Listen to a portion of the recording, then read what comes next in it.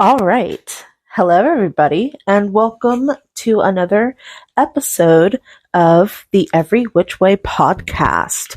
Today is going to be the last Sabbat Spooks of this year, 2023, and the last episode for this year as well.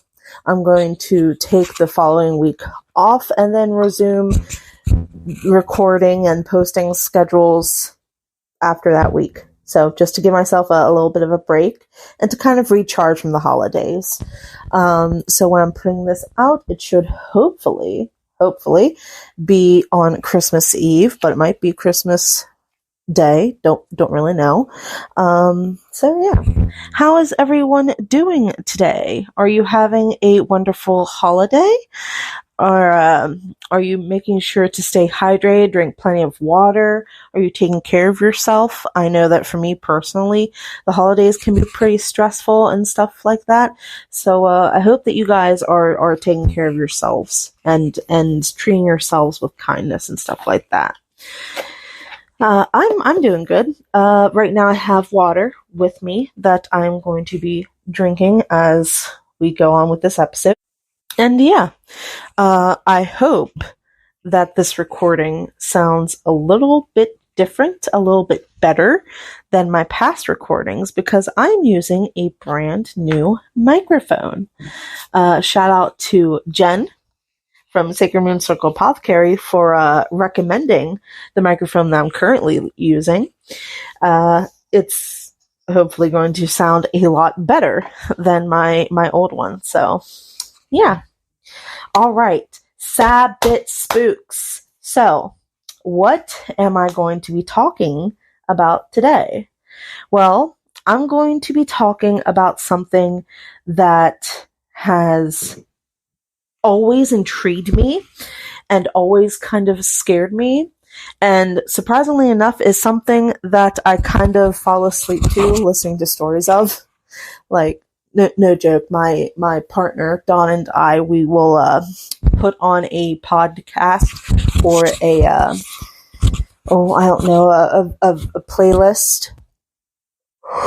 Excuse me. Had a yawn. On YouTube of scary stories to listen to while we fall asleep because we're insane. And one of the subject matters that we like to listen to the most, and the one that I've chosen for today is the Wendigo. Yes. So let's jump right into it, all right. So first things first, what is the Wendigo? Well, it is a supernatural entity that originated from the the spiritual traditions of Algonquin-speaking First Nations people in North America. So we're talking about northeastern, northwestern United States and Canada. All right. It is a being that's immensely thin. Its bones often pushed out through its ashen skin, which is mummy-like in texture. It roughly stands at 7 feet tall to start. It's said to grow taller the more it consumes flesh. Its eyes are sunken in and have an eerie glow to them.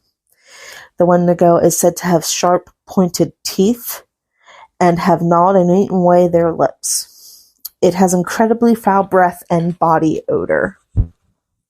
Some legends describe the Wendigo as having animal-like ears or horns or antlers, but the most traditional and the most accurate description of it is typically humanoid. The antlers and horns visage has been popularized mostly by modern pop culture and isn't the most accurate to the legends and to the folklore of the Algonquin-speaking First Nations people. So, Wendigos have incredible hearing, eyesight, and olfactory senses, and also have superhuman strength and stamina, which it uses to stalk, overpower, and ultimately devour their prey. It is believed to be as fast as the wind. They're also able to walk across open water and deep snow without sinking. Most accounts tell that the Wendigo smells like rot and blood. In most legends and folklore, it is a personification of hunger, greed, winter, and starvation, and the cold. Tales of the Wendigo predates European colonization in North America. This is a very old entity. All right. So this creature has been around in these people, in these different tribes for a long time prior to any European settlements in on the North American continent. The first written account comes from a French Jesuit missionary named Paul Lejeune in 1636, and it was recorded. So he recorded it because a woman was talking about it. Goodness, I'm so bad at explaining something sometimes. So this Jesuit missionary recorded it after a woman told him of an Atchen, which is one of the names for a Wendigo, had consumed tribe members in a nearby settlement, and that it would have continued doing so had it not been called away. In 1879, a Cree hunter and trapper named Swift Runner murdered and ate his family during a peculiarly rough winter. Swift Runner claimed that a Wendigo had haunted his dreams and eventually possessed him. Prior to this, he had been an average guy who had received a normal Cree education and eventually became a guide for the Northwest Mounted Police. After being arrested, tried, and found guilty, he was hanged at Fort Saskatchewan. In 1907, two brothers, Jack and Joseph Fiddler, strangled Joseph's daughter-in-law to prevent her from being possessed by a Wendigo. Joseph died from tuberculosis in prison, and in 1909, Jack, however, escaped police custody and ended up strangling himself. So those are two examples of, I guess, recorded Wendigo stuff, Wendigo stories, Wendigo crimes, whatever you want to call it. And the reason why I am telling you those two stories is because it's been theorized that the men had a psychosis called Wendigo psychosis. And that is a psychiatric condition characterized by paranoia, hallucinations, and cannibalistic urges. It typically manifests as a hybrid of psychological vulnerability and cultural narratives, often during times of famine and resource scarcity. It is a phenomenon that causes an overwhelming belief and delusion that the individual is transforming into a Wendigo. However, this phenomenon, psychosis, has been disputed by a lot of scientists and is still hotly debated today. So, a Wendigo, because it's not just one entity, there can be several of them. It's not just one, so I'm probably going to keep saying the Wendigo, but it should be a Wendigo, and I'm sorry, but a Wendigo can be either a physical monster or a malevolent spirit that possesses people, leading to the human spirit merging with that of the Wendigo. A Wendigo spirit possesses its victims by biting them or through their dreams. Those suffering from starvation, hunger, greed, or gluttony are typical, the most easily susceptible. Scholars have theorized that the legend was born as a cautionary tale about the importance of community as a way to guard an individual from greed, selfishness, and isolation. Some legends say that only a shaman can kill a Wendigo via silver, steel, or iron dagger or bullet, or by its heart being cut out and melted or burned in a fire. Some pop culture references to the Wendigo. I've got a nice little list here. The first one being The Wendigo, written by Algernon Blackwood in 1910, is one of the first appearances of this entity, and it, in turn, influenced Auguste Derleth's The Thing That Walked on the Wind and Ithaca, as well as Stephen King's Pet Sematary. A Wendigo-inspired character appeared in the 162nd issue of The Incredible Hulk. And in 1995, a novel exploring the legend was published by a Linda K. Hogan, entitled Solar Storm. Horror fiction author Nathan Newden Alder wrote Wrist in 2016, which is a combination of Ojibwe legend and ideas by non-Indigenous writers about the Wendigo and other such entities and beings. The 2021 film Antlers portrays the Wendigo as a deer-like creature that possesses people with a persistent, unrelenting hunger. Also, in 2021, the film Inhuman explores the idea of the Wendigo being a representation of a person's inner demons.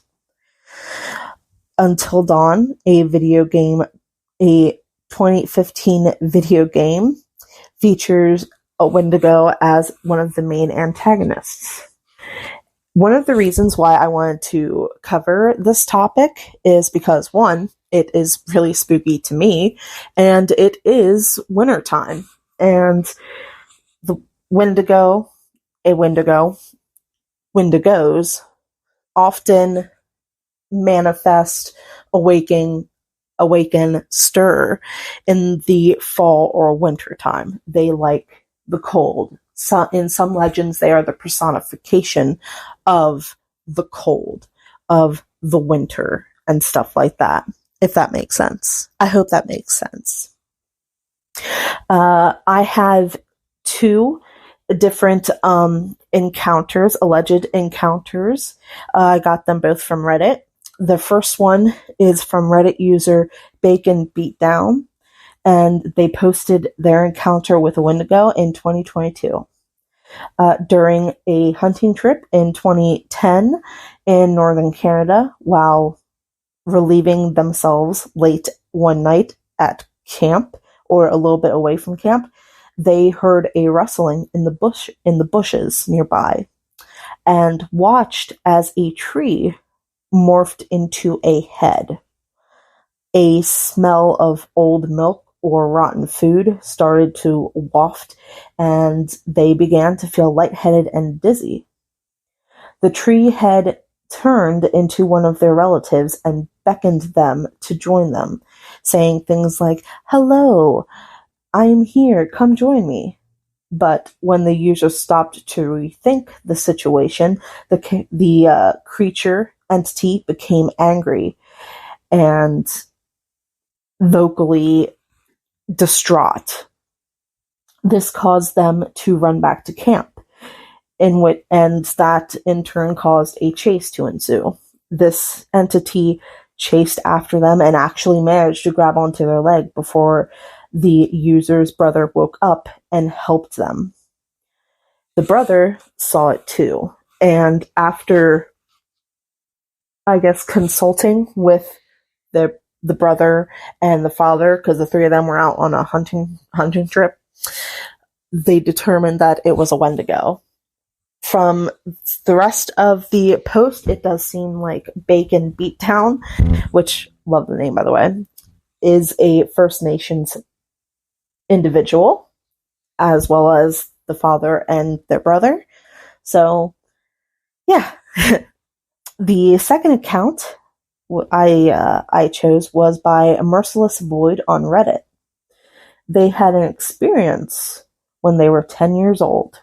They and their brother were camping in Idaho, which is where they lived and have lived all their life, and were on a hike that took them through an old mountain tunnel. They did say that they think this tunnel was like an old railroad tunnel, stuff like that, so it was pretty large. I mean, this was going through mountains, so of course it was pretty large. But they took a hike through this tunnel, and when they were about 2/3 of the way through, they heard a metallic grinding screech from behind them.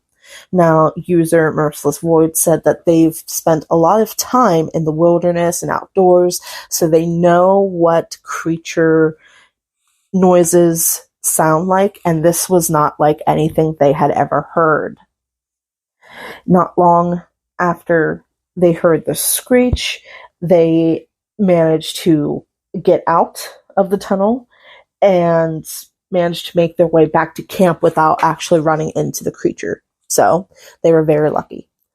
However, a couple weeks after that encounter, when the user and their family were at a ski lodge, they encountered on a hike late at night an emaciated creature with lifeless eyes.